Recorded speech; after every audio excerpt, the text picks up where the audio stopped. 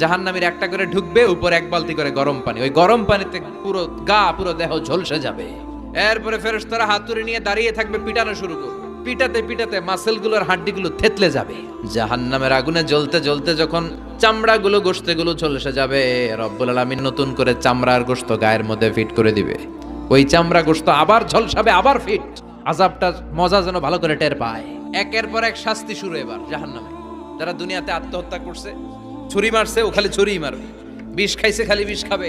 যে মেয়েগুলো ওড়নায় গলা পেঁচিয়ে আত্মহত্যা, তারা জাহান্নামের রশিতে আর ওড়নায় খালি আত্মহত্যা করতেই থাকবে।